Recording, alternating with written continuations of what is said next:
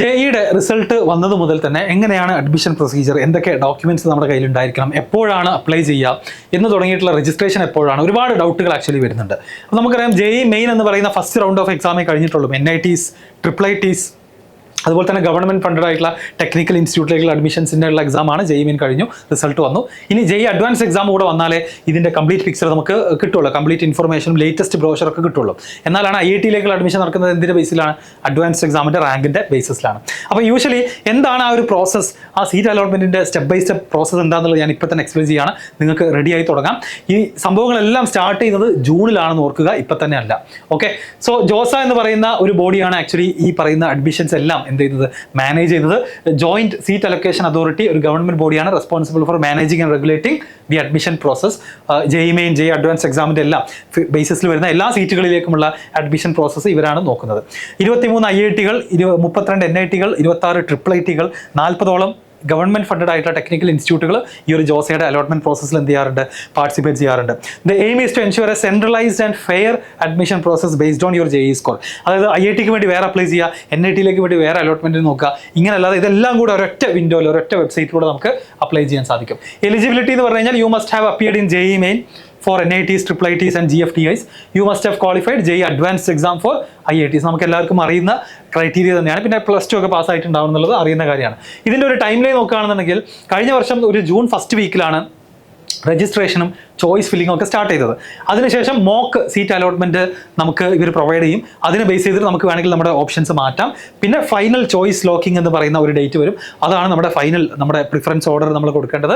Round vice ആയിട്ട് അലോട്ട്മെൻറ്റുകൾ നടക്കും. 1 മുതൽ 6 റൗണ്ട് വരെ അലോട്ട്മെൻറ്റുകൾ നടന്നുകൊണ്ടേയിരിക്കും. സീറ്റ് അക്സെപ്റ്റൻസ് ആൻഡ് പേയ്മെൻറ്റ് എന്ന് പറയുന്ന ഒരു സ്റ്റെപ്പ് ഉണ്ട്.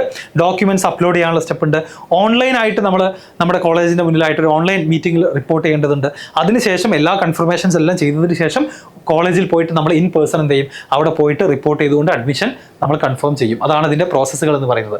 ഇനി കൗൺസിലിംഗിലേക്ക് പോകുകയാണെന്നുണ്ടെങ്കിൽ നമ്മുടെ ജോസയുടെ വെബ്സൈറ്റ് നിങ്ങൾക്ക് ഗൂഗിളിൽ ഒന്ന് സെർച്ച് ചെയ്താൽ തന്നെ കിട്ടും. അതിൽ നിങ്ങളുടെ ജെഇ മെയിൻ ഓർ അഡ്വാൻസ് എക്സാമിൻ്റെ ക്രെഡൻഷ്യൽസ് തന്നെ സെയിം ലോഗിൻ ഡീറ്റെയിൽസ് വെച്ചിട്ട് ലോഗിൻ ചെയ്യാം. നിങ്ങളുടെ ഫിൽ ആൻഡ് അറേഞ്ച് ചോയ്സസ്, കോളേജും ബ്രാഞ്ചും ഒക്കെ നിങ്ങളുടെ പ്രിഫറൻസ് ഓർഡർ അനുസരിച്ച് നിങ്ങൾക്ക് കൊടുക്കാവുന്നതാണ്.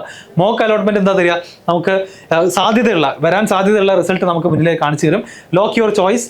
അതിനുശേഷം കുട്ടികൾ എന്ത് ചെയ്യും, മോക്ക് അലോട്ട്മെന്റ് ബേസ് ചെയ്തിട്ട് ചെറിയ വ്യത്യാസങ്ങളൊക്കെ സ്റ്റുഡൻസ് വരുത്തും. ആ ചോയ്സുകൾ ലോക്ക് ചെയ്യുക. And first round seat allotment round 1 വരും. ആ സീറ്റ് നമുക്ക് എന്ത് ചെയ്യാം, റൗണ്ട് 1ൽ നമുക്ക് അലോ ചെയ്തിട്ടുള്ള സീറ്റ് ഒന്നെങ്കിൽ നമുക്ക് ഫ്രീസ് ചെയ്യാം, ഫ്ലോട്ട് ചെയ്യാം, സ്ലൈഡ് ചെയ്യാം. ഇത് 3 എന്താണെന്നുള്ളത് ഞാൻ പറയാം. അപ്പോൾ ആ രൂപത്തിൽ നമ്മളൊരു കൺഫർമേഷൻ അവിടെ തന്നെ കൊടുക്കണം.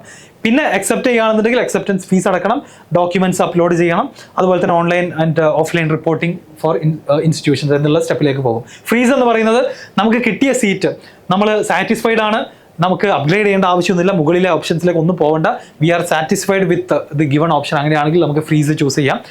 ഫ്ലോട്ട് എന്ന് പറഞ്ഞു കഴിഞ്ഞാൽ നമുക്ക് ബെറ്റർ കോളേജ് വേണം, same branch hopping for higher preference in future round, അതിനാണെന്നുണ്ടെങ്കിൽ നമുക്ക് ഫ്ലോട്ട് ചെയ്യാം. സ്ലൈഡ് ആണെന്നുണ്ടെങ്കിൽ സ്ലൈഡാണ് വളരെ പ്രത്യേകത. Slide better branch in the same college അത് തന്നെ മതി, പക്ഷെ അവിടെ നല്ലൊരു ബ്രാഞ്ച് കിട്ടുകയാണെന്നുണ്ടെങ്കിൽ അതിന് ഞാൻ റെഡി ആണെന്നുള്ള ഓപ്ഷനാണ് സ്ലൈഡ്. അപ്പോൾ നിങ്ങൾക്ക് ആഗ്രഹിക്കുന്ന ബ്രാഞ്ച് തന്നെ കിട്ടിയാൽ, കോളേജ് തന്നെ കിട്ടിയാൽ അത് ഫ്രീസ് ചെയ്യാം, ഫീസ് അടക്കാം, വേറെ ഒന്നിനെ കുറിച്ച് ആലോചിക്കേണ്ട. അല്ലാത്ത ആളുകൾക്കൊക്കെ ഫ്ലോട്ട് ചൂസ് ചെയ്തുകൊണ്ട് എന്ത് ചെയ്യാം, മുന്നോട്ട് പോകാവുന്നതാണ്. ഡോണ്ട് വറി, ഇതൊക്കെ ജൂൺ ആവുന്ന സമയത്ത് ഞാൻ ഒന്നും കൂടെ നിങ്ങൾക്ക് എക്സ്പ്ലെയിൻ ചെയ്ത് തരും. സോ ചാനൽ സബ്സ്ക്രൈബ് ചെയ്യുക. You can change your option in the next round if you haven't frozen the seat. അപ്പോൾ ഫ്രീസ് ചെയ്യാത്ത ആളുകൾക്കൊക്കെ റൗണ്ട് 2ന്റെ മുന്നായിട്ട് എന്ത് ചെയ്യാം, ഓപ്ഷൻസിൽ വേണമെന്നുണ്ടെങ്കിൽ മാറ്റങ്ങൾ വരുത്താം. ഇനി എന്തൊക്കെ ഡോക്യുമെന്റ്സ് വേണമെന്ന് ചോദിച്ചു കഴിഞ്ഞാൽ നമ്മുടെ റാങ്ക് കാർഡ്, നമ്മുടെ ജെഇ മെയിൻ്റെ അഡ്വാൻസ് എക്സാമിൻ്റെ റാങ്ക് കാർഡ് വേണം, 10th 12th മാർക്ക് ഷീറ്റ് അല്ലെങ്കിൽ പാസ് സർട്ടിഫിക്കറ്റ് വേണം, ബർത്ത് സർട്ടിഫിക്കറ്റ് വേണം, കാസ്റ്റോ കാറ്റഗറി ഉണ്ടെങ്കിൽ അത് വേണം, പേഴ്സൺസ് വിത്ത് ഡിസബിലിറ്റി ഉണ്ടെങ്കിൽ ആ സർട്ടിഫിക്കറ്റ് വേണം, പാസ്പോർട്ട് സൈസ് ഫോട്ടോ വേണം, അതുപോലെ photo ID, Aadhaar or pan or ഏതെങ്കിലും ഒരു ID കാർഡും വേണം. അക്സെപ്റ്റൻസ് ഫീസ് എന്ന് പറഞ്ഞു കഴിഞ്ഞാൽ ജനറൽ ഒരു OBC ആണെങ്കിൽ 35,000 രൂപ കൊടുത്തിട്ടാണ് നമ്മൾ ആ സീറ്റ് ഉറപ്പിക്കുക. SC ST ആണെന്നുണ്ടെങ്കിൽ 15,000 ഓൺലൈനായിട്ട് നമുക്ക് പേ ചെയ്യാവുന്നതാണ്. ആൻഡ് പ്രത്യേകം ശ്രദ്ധിക്കേണ്ടത്, this fee is adjusted in your first semester tuition. നമ്മൾ ജോസയുടെ കൗൺസിലിങ്ങിൻ്റെ ഭാഗമായിട്ട് സീറ്റ് ഉറപ്പിക്കാൻ വേണ്ടിയിട്ട് അപ്പോൾ നിങ്ങൾ ഒരു 35,000 രൂപ റെഡിയാക്കി വെക്കുക. ഇതിപ്പം ഏപ്രിൽ കഴിയാറായി, ജൂണിൽ നിങ്ങൾ ഇത് അടക്കേണ്ടി വരും. ആ 35,000 രൂപ നമ്മുടെ ഫസ്റ്റ് സെമസ്റ്ററിൻ്റെ ഫീസിൻ്റെ പാർട്ടായിരിക്കും എന്നുള്ളത് ഓർക്കുക, എക്സ്ട്രാ വാങ്ങുന്നതല്ല. If you do not join, refund may be claimed with deductions. അങ്ങനെ നിങ്ങൾ ഫസ്റ്റ് റൗണ്ട് കഴിഞ്ഞിട്ട് ഈ പറയുന്ന 35,000 അടച്ചു, പക്ഷേ നിങ്ങൾ ആക്ച്വലി കോളേജിൽ പോകുന്നില്ല, അങ്ങനെയാണെന്നുണ്ടെങ്കിൽ നിങ്ങൾക്ക് റീഫണ്ട് കിട്ടും, പക്ഷേ ഡിഡക്ഷൻസ് ഉണ്ടായിരിക്കും, അത് കഴിഞ്ഞിട്ടുള്ള റീഫണ്ടാണ് കിട്ടുക. ഇനി കട്ട് ഓഫുകളെ കുറിച്ച് നോക്കുകയാണെങ്കിൽ നിങ്ങൾക്ക് ഓപ്പണിംഗ് റാങ്ക് എന്ന് പറഞ്ഞു കഴിഞ്ഞാൽ ഏറ്റവും ഹയസ്റ്റ് റാങ്ക്, ആ ഒരു ബ്രാഞ്ചിലേക്ക് ജോയിൻ ചെയ്ത ഹയസ്റ്റ് റാങ്കുള്ള കുട്ടി ആരാണ്, ക്ലോസിംഗ് റാങ്ക് ആ ഒരു ബ്രാഞ്ചിലേക്ക് ജോയിൻ ചെയ്ത ലോവസ്റ്റ് റാങ്കുള്ള സ്റ്റുഡൻറ്റ് ആരാണ്. അപ്പോൾ കട്ട് ഓഫുകൾ കോളേജിനനുസരിച്ച്, ബ്രാഞ്ചിനനുസരിച്ച്, കാറ്റഗറിക്ക് അനുസരിച്ച്, അതുപോലെ ഹോം സ്റ്റേറ്റ് ആണോ അതർ സ്റ്റേറ്റ് ആണോ അത് NITസിനാണ് ബാധിക്കുക, അതിൽ മാറ്റം വരും. ജെൻഡർ അനുസരിച്ച് മാറും. ഫീമെയിലിന് സൂപ്പർ ന്യൂമററി റിസർവേഷൻ ഉണ്ടെന്ന് നമുക്കറിയാം. അപ്പോൾ എങ്ങനെയാണ് ചെയ്യേണ്ടതെന്ന് ചോദിച്ചു കഴിഞ്ഞാൽ ഒരുപാട് ചോയ്സസ്, നമുക്ക് എത്ര ചോയ്സസ് വേണമെന്നുണ്ടെങ്കിലും ഫില്ല് ചെയ്യാം. അതിൽ നിങ്ങളുടെ ബ്രാഞ്ചിൻ്റെ താല്പര്യം നിങ്ങൾ മുന്നിൽ വെക്കുക.